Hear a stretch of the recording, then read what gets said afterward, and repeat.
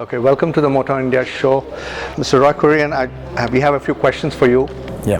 Primarily, the Indian two-wheeler industry is evolving and maturing at a very fast pace, Do you see this evidence in terms of the changing patterns of product preferences and choices among buyers? I mean, is the market now getting more skewed towards perhaps automatic scooters and less on motorcycles? What's your view on this?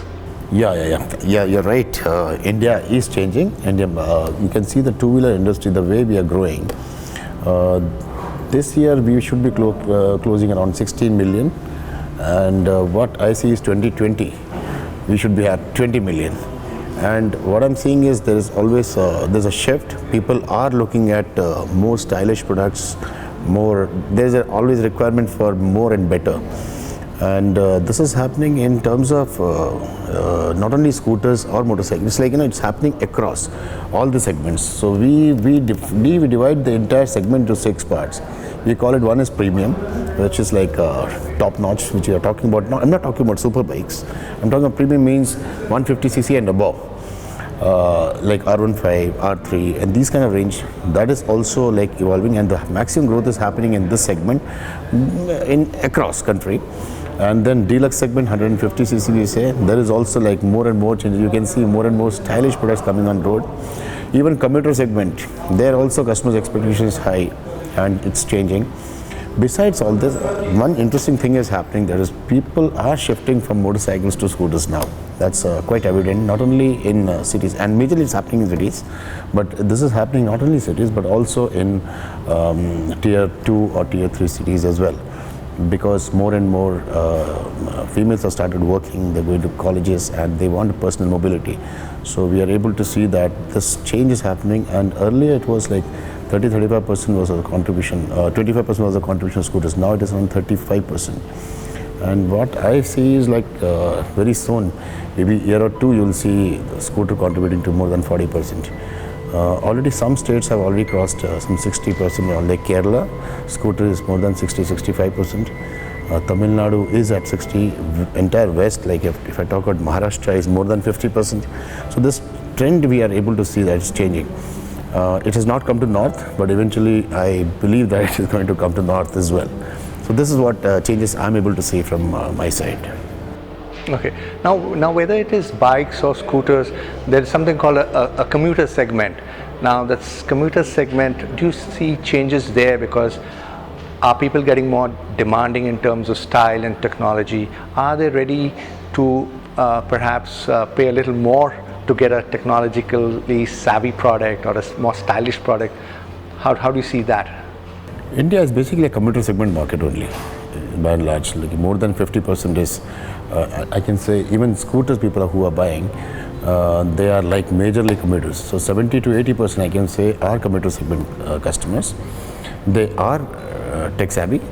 They want more and more in their products.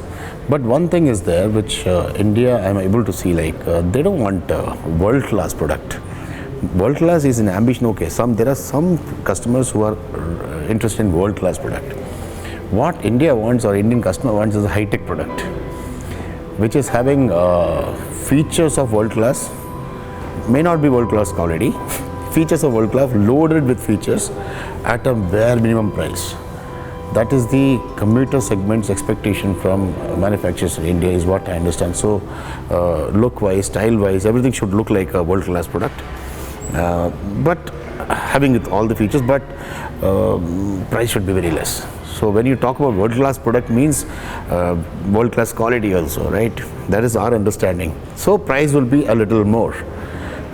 But here what I'm seeing is Indian customer, which the way we are evolving, India is evolving, and customers are thinking they want something like that, but at a cheaper cost. This is what is the customer's requirement today. Am I correct to assume that when you talk of world class, does it mean world class in terms of performance or the build, the quality? What do you mean by world class? I'm talking about build quality. The quality of things which are products or parts used in a product, for example, has to be world class. Even the cable wire I'm talking about, small thing, has to be world class, because there are there are microchipping happening every time in motorcycle when it's running, in the engine or everywhere. So when you talk about world-class product, you don't see these kind of things happening in those big bikes or worldwide. But when you look at our customers in India, and when you go and roadside mechanic and you see how he's using the product or how he's handling the products and all, we are able to see that, you know, in every 1 year or 2 years time, Indian bikes and all, we are able to see that there's a microchipping happening, and this is a very common thing here. So this is something which is different from different countries. Here people are interested in a bike, but they would like to have that bike, use it for maybe 1 or 2 years, 3 years max, switch to a new one. Okay. Those days are like, I'm seeing those days are gone where people used to buy one motorcycle and keep it for generations. It's not like that. They want to use it for some time and then change. And what they are looking at is, after 3 years, will I get an appropriate price for it or not? So that is another important factor which comes in customer's mind while making a bike decision. Okay. Roy, how would you describe the journey of your company, India Yamaha Motor? Are you satisfied with the way it's growing? And you've also introduced of late a new technology called the Blue Core technology. How is it accepted in the market today? And your product portfolio, how are they performing? Well, that is one question. Like, satisfaction is very relative, right? To what are we relating to? In this context, if I say yes, I am happy to see that Yamaha has grown in last couple of years, and today I'm seeing like we are clocking some 70,000 bikes a month, and this 70,000 has come from, like, in just 2-3 years time. We were hovering around 20-30. Now we are at 70,000, means we are gunning for 1 million, including export. This year we'll be doing 1 million, and 1 million, and next year we're looking at domestic alone 1 million. So this is quite possible. This is a very healthy sign for us, and I'm not satisfied, but I'm happy, because if a sales guy or a sales team becomes satisfied, it's not good for the organization and for the company, for the team as well. So I think we have to try more, because India is a big market in a 20 million market, which is going to be in 2020. If we don't sell anything less than if we sell anything less than 2 million, it's not justified. So we should be looking at 2 million by 2020.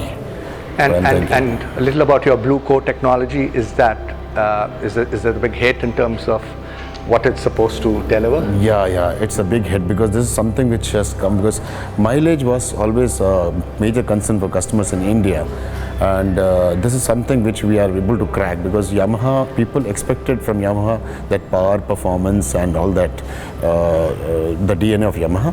Besides that, they were always looking at, is Yamaha able to give a mileage?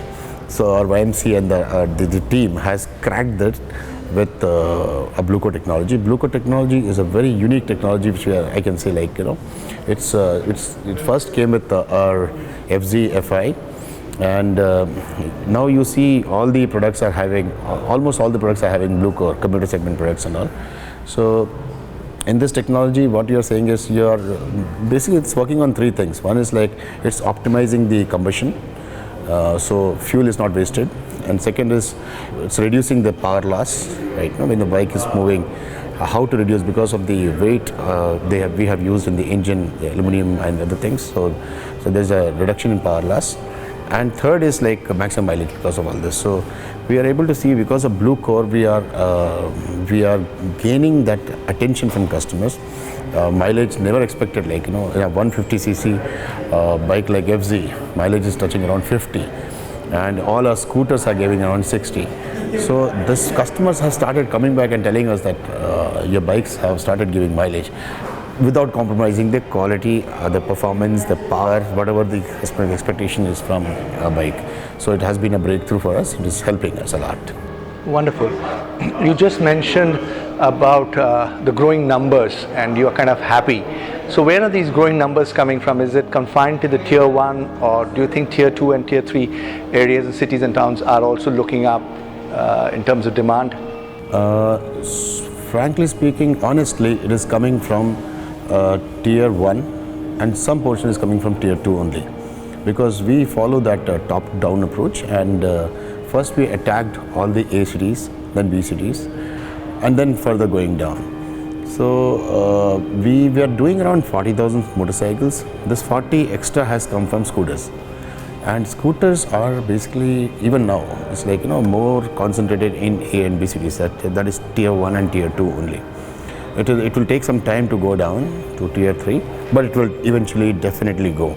So right now we are getting our volumes from tier 1 and tier 2. However, we have launched a new product, that is Saluto 125cc last year and Saluto RX this year. This is a commuter segment product, and essentially this sells in tier 3. So there we have started rapid expansion of network, and one by one we are going down to that level. And what we are seeing is, in future, like currently we have to expand our tier 1 and tier 2, because Delhi, Mumbai, Madras, Chennai, all these locations are already doing pretty good for us. Then we are talking about going down to B cities, then we will eventually go down to 3 cities with existing portfolio. At the same time, we will be talking or communicating to customers in tier 3 with our commuter segment products, which is already we have 2 now, and both are doing pretty good mileage, and customer is happy and coming back to us with a very positive note. Yeah. Okay, wonderful. Coming to your 3 plants, very briefly, can you tell us, I mean, you have plants here in North and 1 plant in Kanchipuram in Tamil Nadu. In terms of capacity utilization and capacities, can you very briefly tell us what's happening in these plants? See, the place where we are doing this interview, this is Surajpur. So we have in Surajpur a capacity of 1 million, right? And we have introduced 1 more plant in Chennai, which is operational from 2014, right? And that plant has a capacity to produce 1.8 million, but it is going to be in phase manner. By 2018, I think that capacity will be fully utilized. So we'll have a capacity of 1.8 in Chennai and 1 here, that means 2.8 million. So by 2018, we should be ready with this kind of a production capacity. Now it's up to us to sell. Okay, but making all the products? Yes, making all the products. What about a Faridabad? Is that's over? I mean, or that's become like a parts sourcing or supplying unit. Oh, I have a very specific question relating to South India, because since we are doing a South India special also. Tamil Nadu, of course, was once known as Detroit of perhaps part of Asia, Detroit of India. It was a massive cluster for automotive businesses. How is the investment climate in that state today? I mean, other states are also picking up in major ways. I've seen a lot of investment moving out of Tamil Nadu, or maybe perhaps expanding out of Tamil Nadu. How do you describe Tamil Nadu as a state for doing business? So first of all, let me talk about South. See, South is, I don't know, in India we are talking about South. I think it's a different country altogether, right? No, so South, if I talk about these 4 states, it's a different country. And we should treat it like that because of the awareness level and the way customers' behavior or preferences are different, right, compared to other locations in the country. It's like 4 to 5 years ahead, minimum. That's what I feel when I compare to that thing to North. So like you can see the purchase patterns, and this is visible in many things which the way South India people are buying, right? So I think it's 4 to 5 years ahead. So when the demand is like that, customers are choosing this kind of a product there, which is like, if for example 150cc product, XYZ brand, and it's selling more here, and compared to North, it's like maybe 3 times. A dealer here sitting and selling not only Yamaha, I'm talking about other brands also.